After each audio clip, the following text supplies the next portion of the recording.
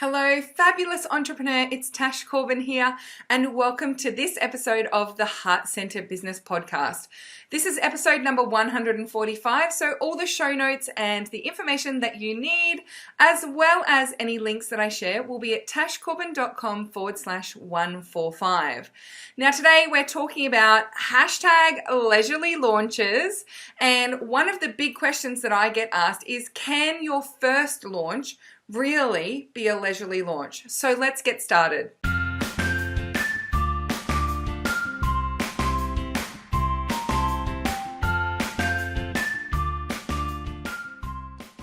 So you may have seen some of the members of the Lady Posse sharing selfies and photos and updates based on their hashtag leisurely launches.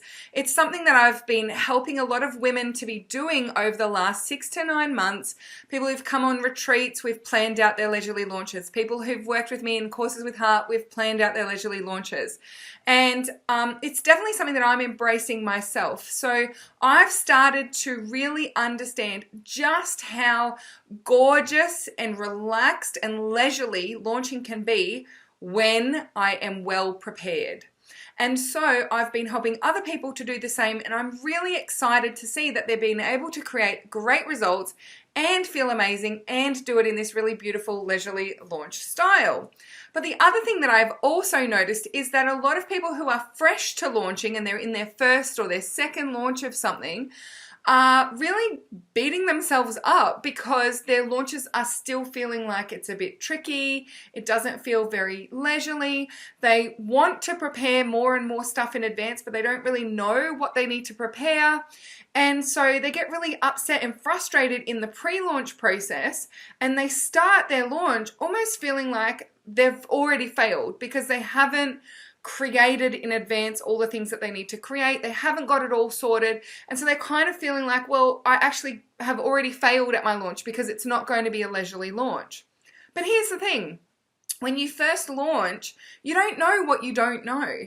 And one of the beautiful things about the way that I teach launching and the way that we launch in a very connected and flexible way is that it's responsive to what works, and you adapt and you change things and you grow things. And you really, in those first 1 to 2, even 3 launches, your number one job is to pay attention and to be responsive and flexible. So your first few launches, whilst they might not necessarily be able to be prepared in advance, they can still feel leisurely and they can still feel really effective.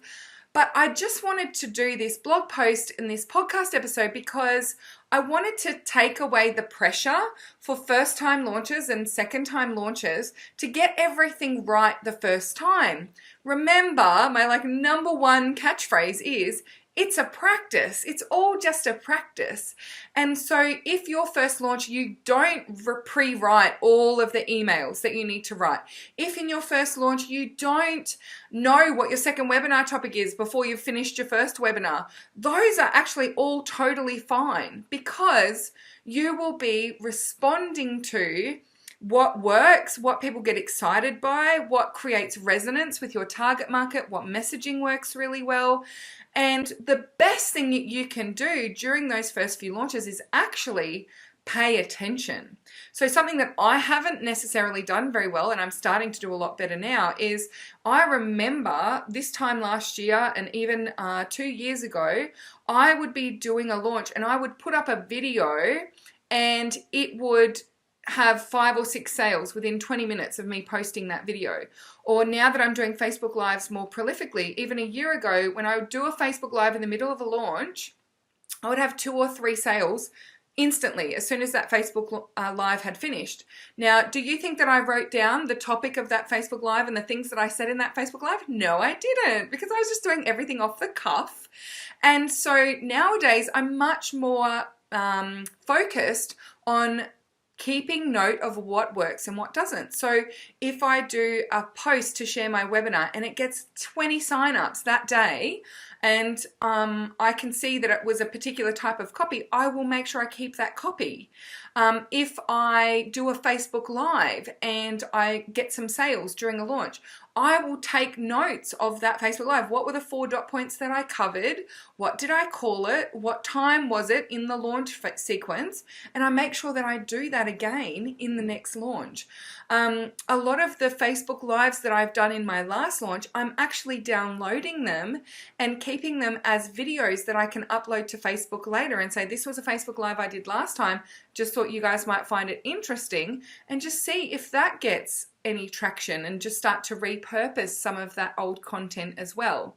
So if you are a first-time launcher, or you're still in that learning phase of what it takes to launch, number one, you don't know what you don't know.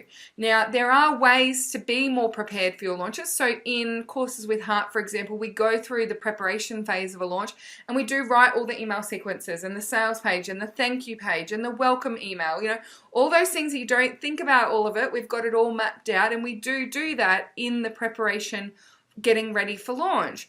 But if you're not going to be in a program like that, or if you don't have that information to hand, it is totally legit for you to try some things.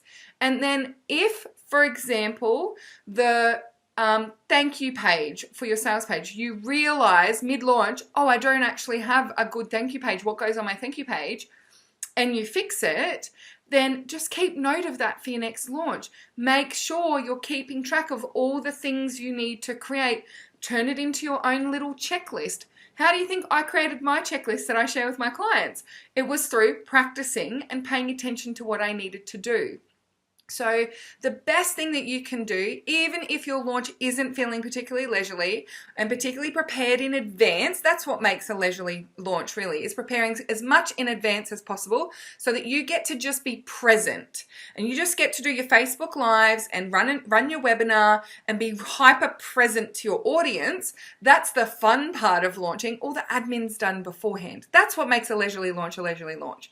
So if you haven't been able to do that this time, and if you for the first few times you're not able to do that preparation in advance, for goodness sake, at least make sure that you are keeping all of the stuff that you've done in the launch, that you're keeping track of that you're making your own little checklist, that you're being really clear on what you did and didn't do well and what you needed to do, so that next time you can start to prepare a little bit more of your stuff in advance. Maybe you can keep the email sequence and roll it out again because it was really effective, or you just make a few tweaks to it and then you can just schedule those emails up and you don't need to worry about those. So all those little things that you take off future you needing to do as a task are going to make the next launch even more leisurely.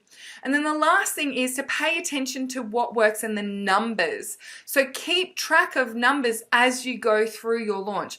Regardless of how much you prepared in advance or didn't, those numbers will give you some really good indicators of what to expect next time. So if you've got 100 people signed up to your webinar and 5 people purchased on Early Bird, you have a 5% conversion rate.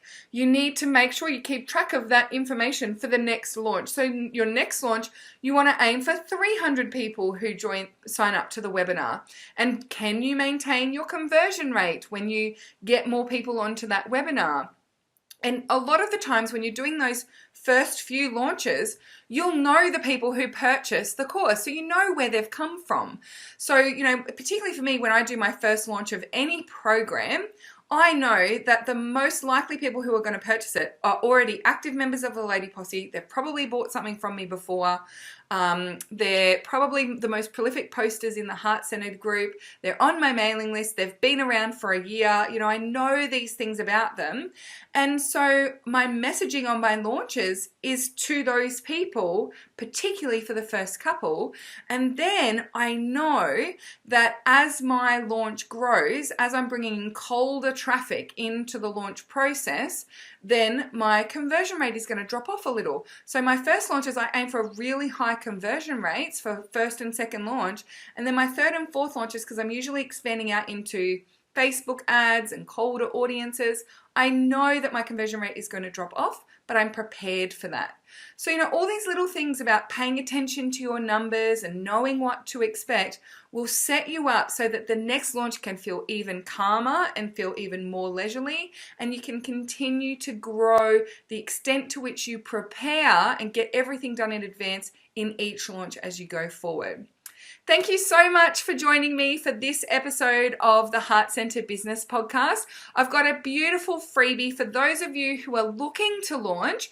I actually have a launching masterclass that's in the Lady Posse library. So come over to the show notes at tashcorbin.com/145, and the link to sign up to the Lady Posse library will be there on the show notes.